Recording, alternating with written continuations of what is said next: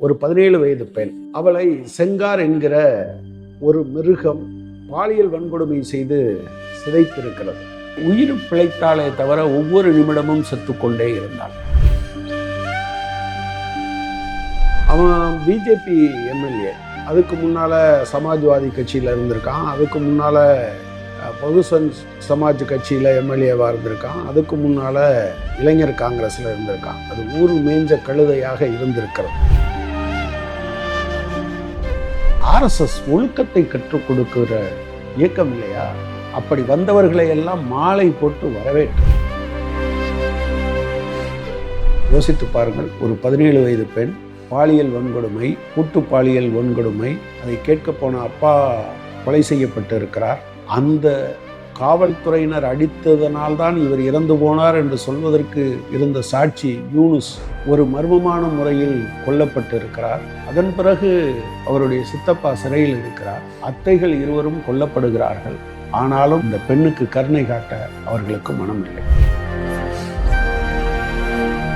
இவர்கள் வெளியே வரக்கூடாது, இன்னொரு குழந்தைக்கு இப்படி நடக்கக்கூடாது என்றால் நம்முடைய குரல் வலுவாக எழுப்பப்பட வேண்டும். வலுவான அரசியல் பின்புலம், அதிகாரம், பணபலம், மாநில அதிகாரம், நீதிமன்றம், இவை அனைத்தும் செய்கிற அநியாயங்களுக்கு எதிராக போராடி கொண்டிருக்கிறார். கரம் நீட்ட வேண்டியது நம்முடைய பொறுப்பு.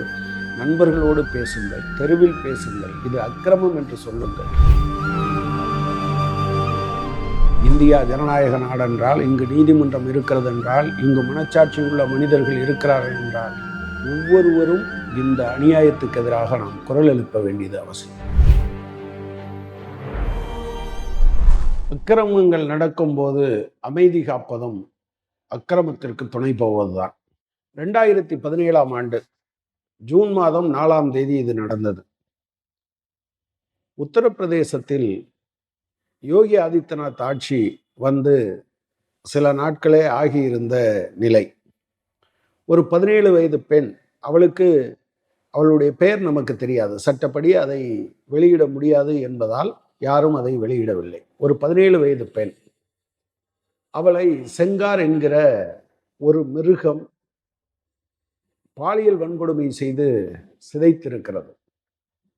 அவன் பிஜேபி எம்எல்ஏ, அதுக்கு முன்னால சமாஜ்வாதி கட்சியில இருந்திருக்கான், அதுக்கு முன்னால பகுசன் சமாஜ் கட்சியில எம்எல்ஏவா இருந்திருக்கான், அதுக்கு முன்னால இளைஞர் காங்கிரஸ்ல இருந்திருக்கான். அது ஊர் மேஞ்ச கழுதையாக இருந்திருக்கிறது. இந்த பெண்ணை அவன் சிதைத்ததோடு மட்டுமல்லாமல் தன்னுடைய சகோதரனையும் சிதைக்க விட்டு இருக்கிறான். அதற்கு பிறகு அவனது சகோதரன் உள்ளிட்டு அவனுடைய அடியாட்களும் கூட்டு பாலியல் வன்புணர்வு செய்திருக்கிறார். இத்தனைக்கும் அவள் ஒரே ஜாதியை சார்ந்தவள், அங்க இருக்கக்கூடிய ஒரு டாமினன்ட் கம்யூனிட்டி. இவன் ஒரு அரண்மனை போல வைத்திருக்கக்கூடிய அவன் வீட்டுக்கு 100 மீட்டர் தூரத்தில் இருக்க ஒரு குடிசையில், ஒண்டுவதற்கு மட்டுமே இடம் இருக்கிற ஒரு குடிசையில் குடும்பத்தோடு இருந்திருக்கிறாள். அவளுக்கு அவன் உறவினனும் கூட.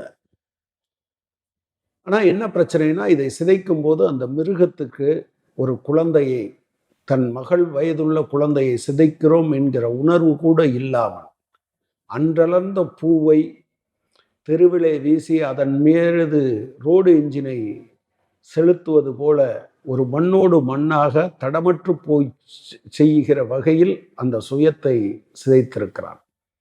ஏழைகள் என்ன செய்ய முடியும்? அழ முடியும், பேச முடியும், மேலே இருப்பவர்களிடம் சொல்ல முடியும். அவள் ஒரு கடிதத்தை எழுதுகிறாள், முதலமைச்சருக்கு எழுதுகிறாள், அந்த மாநிலத்தினுடைய டிஜிபிக்கு எழுதுகிறாள்.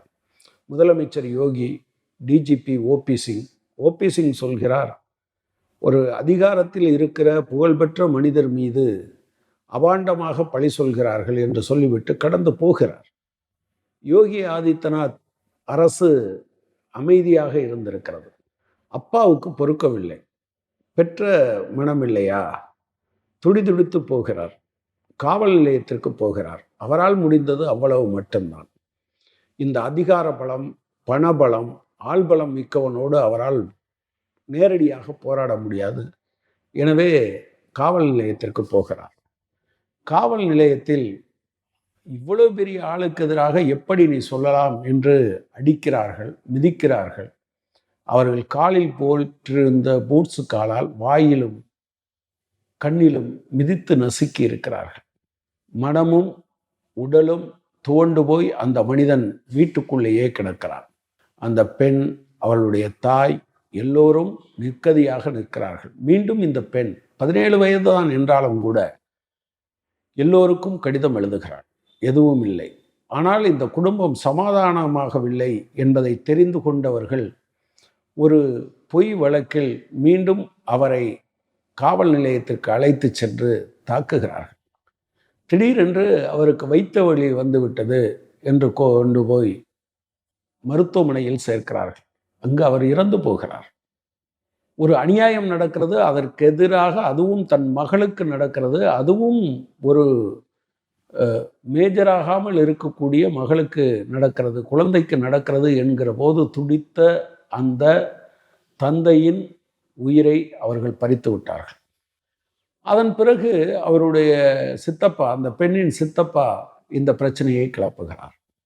12 வருடத்திற்கு முன்பாக யாரோ கொடுத்த வழக்கில் உடனடியாக அவர் சிறைக்கு அனுப்பப்படுகிறார். இப்போதும் சிறைச்சாலைக்குள் தான் இருந்து கொண்டு இருக்கிறார்.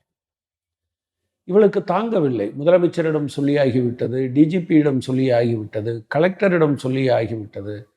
ஒருத்தரும் இது சம்பந்தமாக எதுவும் செய்யவில்லையே என்கிற பதைபதைப்பில் நேரடியாக யோகி ஆதித்யநாத் வீட்டுக்கு போகிறார். வீட்டின் முன்னே அவள் மண்ணெண்ணெய் ஊற்றி தன்னை தீ வைத்து கொள்ள முயற்சிக்கிற போது பாதுகாக்கப்படுகிறார். அவர் உயிர் பிழைத்தாலே தவிர ஒவ்வொரு நிமிடமும் செத்துக்கொண்டே இருந்தாள். அதன் பிறகு யோகி ஆதித்யநாத் அரசாங்கம் விசாரணைக்கு உத்தரவிடுகிறது. அதுவும் சிபிஐ விசாரணைக்கு. அவளுக்கு பாதுகாப்பு, தொடர்ச்சியாக அவளுடைய உயிருக்கு அச்சுறுத்தல் இருக்கிறது. சிறையில் இருக்கிற சித்தப்பாவோடு இவர்கள் பேசுகிறார்கள். வழக்கை வாபஸ் வாங்கவில்லை என்றால் உங்கள் குடும்பம் பூண்டோடு ஒழிக்கப்படும் என்று அந்த மிருகம் கொக்கரிக்கிறது.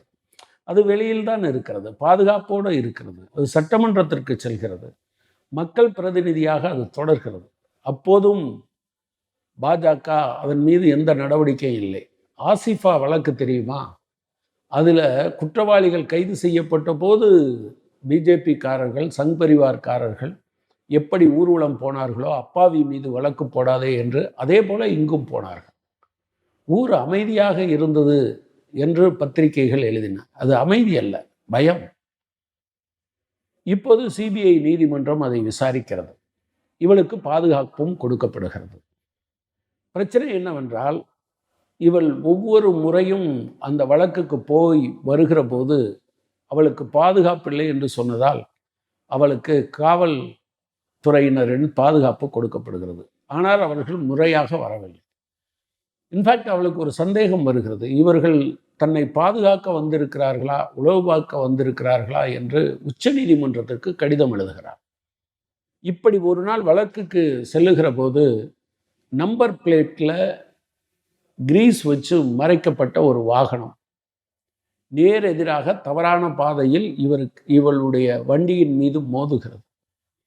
இவளுக்கு பாதுகாப்பாக சென்ற 2 அத்தைகளும் அந்த இடத்திலேயே கொல்லப்படுகிறார்கள். இவளும் இவளுடைய வழக்கறிஞரும் படுகாயத்தோடு மருத்துவமனையில் சேர்க்கப்படுகிறார்கள்.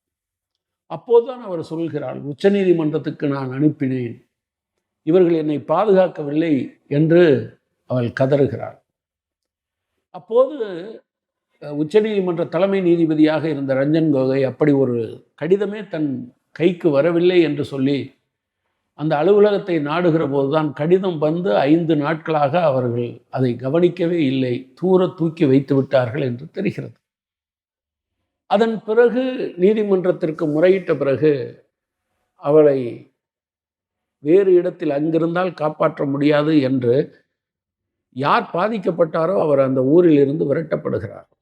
ஆனால் இந்த அட்டூழியத்தை நிகழ்த்திய செங்கார் அந்த ஊரிலேயே இருக்கிறார். இவ்வளவும் நடந்த பிறகுதான்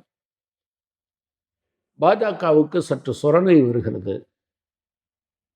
ராமராஜ்யம் நடத்துகிறார்கள் இல்லையா, எனவே வேறு வழி இல்லாமல் அவனை கட்சியில் இருந்து நீக்குகிறார்கள். அதன் பிறகு அவனுடைய கொட்டம் அடங்கவில்லை.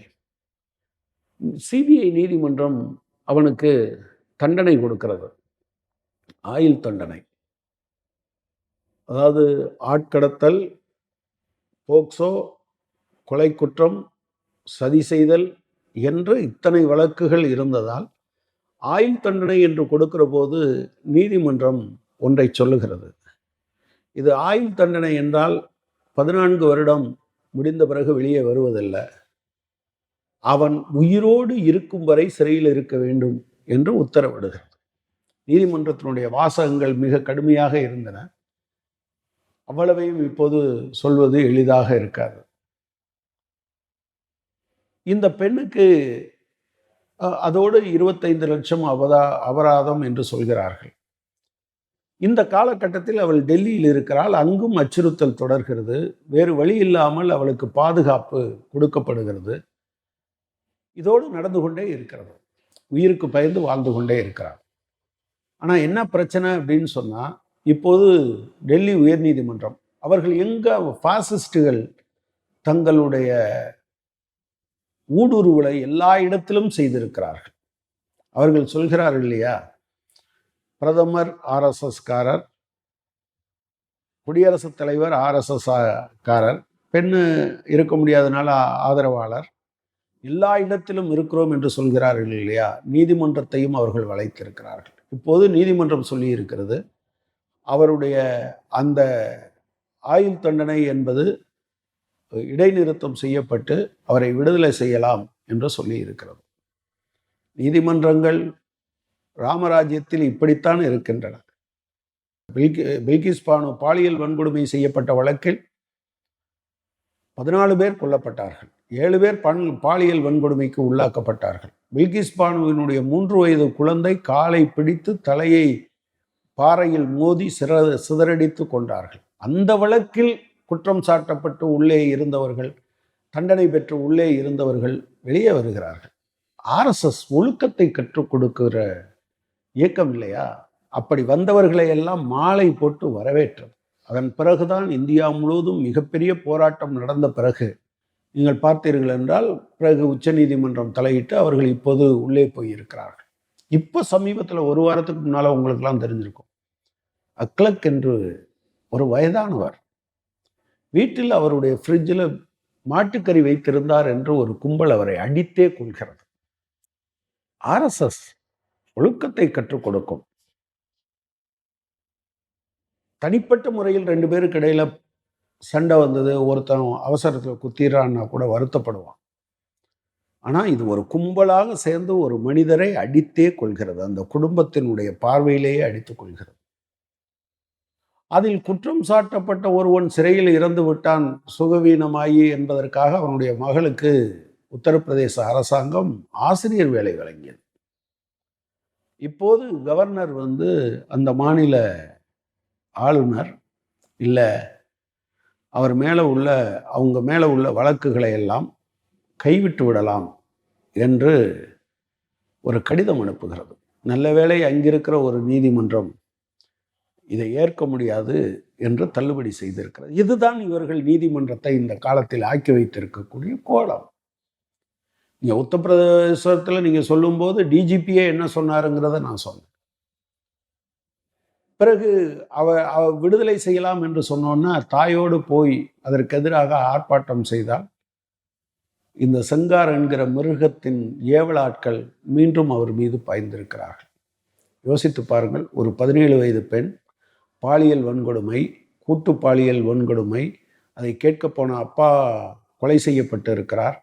அந்த காவல்துறையினர் அடித்ததனால்தான் இவர் இறந்து போனார் என்று சொல்வதற்கு இருந்த சாட்சி யூனுஸ் ஒரு மர்மமான முறையில் கொல்லப்பட்டு இருக்கிறார். அதன் பிறகு அவருடைய சித்தப்பா சிறையில் இருக்கிறார். இவருடைய அத்தைகள் இருவரும் கொல்லப்படுகிறார்கள். ஆனாலும் நீதிமன்றம் அவன் மீது கருணை காட்டி இருக்கிறது. இந்த பெண்ணுக்கு கருணை காட்ட அவர்களுக்கு மனம் இல்லை. நண்பர்களே, இது ஒரு எல்லா செய்தியையும் போல கடந்து போக முடியாது. எல்லா செய்தியையும் போல கடந்தே போக முடியாது. ஒரு 17 வயது பெண் 7 வருடமாக அந்த போராட்டத்தை நடத்துகிறாள். ஆனால் ஒவ்வொரு முறையும் அவன் செத்துக்கொண்டே இருக்கிறான். இந்தியா ஜனநாயக நாடென்றால், இங்கு நீதிமன்றம் இருக்கிறது என்றால், இங்கு மனச்சாட்சி உள்ள மனிதர்கள் இருக்கிறார்கள் என்றால், ஒவ்வொருவரும் இந்த அநியாயத்துக்கு எதிராக நாம் குரல் எழுப்ப வேண்டியது அவசியம். எல்லோரும் நீதிமன்றத்திற்கு போக முடியாது. இப்போ இவ்வளவு கூக்குரல் வந்த பிறகு நேற்றைக்கு அனைத்திந்திய ஜனநாயக மாத சங்கத்தின் சார்பில் ஒரு மிகப்பெரிய ஆர்ப்பாட்டத்தை நடத்தி இருக்கிறார்கள். வேறு சில அமைப்புகளும் நடத்தி இருக்கிறார்கள். இப்போது சிபிஐ சொல்கிறது, நான் மேல்முறையீட்டுக்கு போகிறேன் என்று சொல்லியிருக்கிறது. இவர்கள் வெளியே வரக்கூடாது. இன்னொரு குழந்தைக்கு இப்படி நடக்கக்கூடாது என்றால் நம்முடைய குரல் வலுவாக எழுப்பப்பட வேண்டும். ஒரு 17 வயது பெண் வலுவான அரசியல் பின்புலம், அதிகாரம், பணபலம், மாநில அதிகாரம், நீதிமன்றம் இவை அனைத்தும் செய்கிற அநியாயங்களுக்கு எதிராக போராடி கொண்டிருக்கிறார். கரம் நீட்ட வேண்டியது நம்முடைய பொறுப்பு. நண்பர்களோடு பேசுங்கள், தெருவில் பேசுங்கள், இது அக்கிரமம் என்று சொல்லுங்கள். அந்த உணர்வை ஏற்படுத்த வேண்டும் என்று மெத்த பணிவோடு கேட்டுக்கொள்கிறேன்.